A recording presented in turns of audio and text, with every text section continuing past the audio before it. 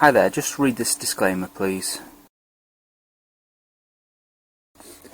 Alright guys, so you would have seen a little while ago in my kind of plan for the future about the changes to my portfolio that I want to make. So I've kind of, as always, my plans changed. So what I've done here, compared to that video, what I've done is I've made a Google Sheets spreadsheet, because it can pick up the using this function, it can pick up the share prices. So it's better than just using Excel.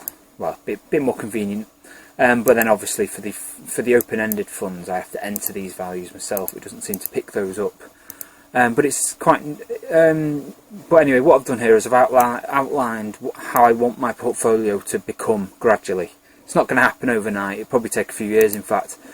And also, I'll probably change my mind by the time it gets anywhere close to this. But what I've decided is, I'm sick of looking at my portfolio and seeing that the big percentage ups are my smaller holdings.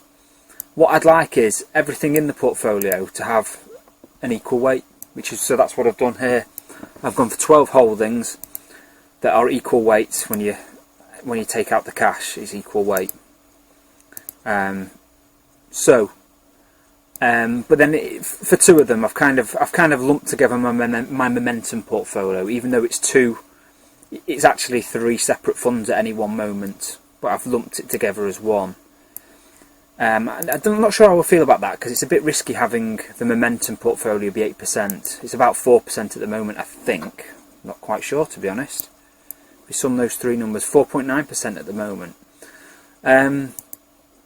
And also the world tracker. I could go for VWRL, which is an ETF of the whole world, or I can pretty much make the same thing by combining these two ticker symbol ETFs. And basically that's the developed world ETF and that's the emerging markets ETF. If I have a small holding in VFEM and a bigger holding in VIV, it's roughly the same as VWRL. Anyway, so even though it's 12 funds, it's actually 1, 2, 3 more, 15 funds in total, really. So that's what I want to go to. So I think tomorrow I'm going to make my first move, which is going to be to get rid of Marlborough Multi Cap and go into Henderson International Income. So there's Marlborough Multi Cap and there's Henderson International Income. So as you can see here, if you look down at the bottom, this is another thing I don't like about my portfolio. It's 64% in the UK. So this move will start to rebalance that a little bit. It will put more of it into international. Henderson International actually excludes the UK, unlike Murray International. I think Murray International actually has can, if it wants, have some UK ones. But it's not a big weighting, I don't think. So that will begin the journey towards having less UK stuff and more international. As you can see, I've pretty much gone equal weights here. I've gone equal weights UK versus international, and I'm going equal weights growthy versus dividendy. Very rough terms, you know. Basically, I've based it on the yield. So anything below like 2%, that's considered growthy. That's considered growthy, and obviously those 3 are considered growthy, and the higher dividends are considered dividendy in my language. Very professional. Okay, so everything's happened. Just after that last clip, I went and added 11 grand into my ISA account. So I instructed it to sell Marlborough Multi Cap in the non-ISA account. And then at about 11:30 in the afternoon, I purchased what I estimated to be roughly how much I would get for the Marlborough Multi Cap ones. But because it's a open-ended fund, I couldn't be exact of how much I'd get for it. So as you can see, here are the contract notes. So as you can see here, I got the contract note through for the sale of Marlborough Multi Cap. And with all the £5 fee, that's how much I got, 16,548. And then earlier on, when I bought Henderson International Income, including all the costs, I ended up spending 16,479. So not a million miles away, but I ended up getting a bit more for my Marlborough Multi Cap. I think it's £69-ish more.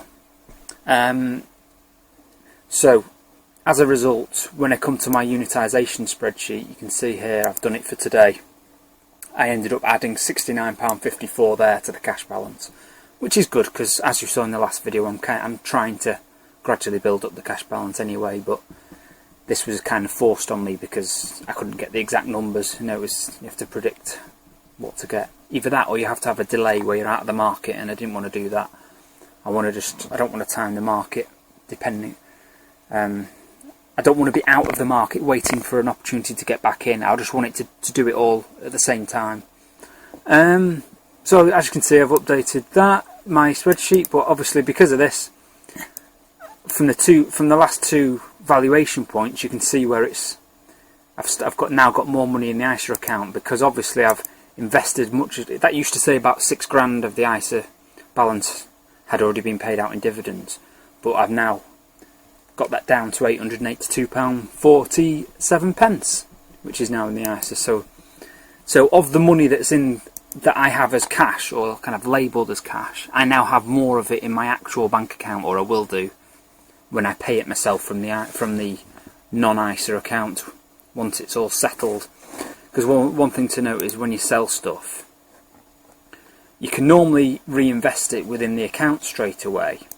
But actually, if you want to withdraw the money from your trading account, I think it probably says somewhere here, I can't recall actually. Oh, here we go. So the deal date was the 20th, but look here, it's the settlement date. That's the day you can actually withdraw the money from the account.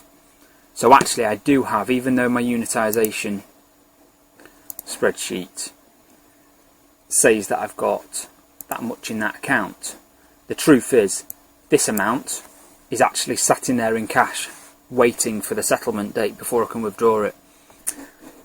So as you can see, I've just updated all my various spreadsheets. There's the information on the purchase of Henderson International Income, and then I've moved up here the Marlborough Multi Cap sale, kind of locked it in as a profit. So I made 13.64% over the few years that I owned it. Well, I made 13.64% in capital gain, but actually if we go to the dividend spreadsheet, which I've also greyed out because it's an X holding now, I actually made more money from the dividends than I did from the capital gain, 2,792. So over 5 years, I guess. And then another thing that I've just got too many spreadsheets, haven't I? But this one is just for my tax return, basically, so just putting the information about. Not that I don't think I'd end up paying any capital gains, but as you can see, it's good to track it anyway, because getting the habit, because 1 year I might go above the threshold, and keeping these records all the time is a good way of being in the habit of keeping the correct records for when I do need them.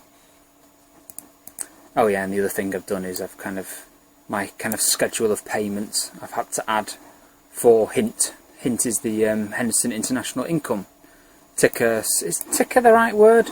Basically it's the code for Henderson International Income. So I've added 1, 2, 3, 4 dividend payments for when they plan to happen, and I've put last year's dividend amount in there as a grey marker, so grey is historic stroke estimate of the dividend. Actually, it's not last year's, it's the latest value. 1.5p was the latest dividend, and it tends to repeat it until it increases. And as also obviously we can see now that I've kind of creeped my way a bit further away from UK and a bit more into international there on these two numbers.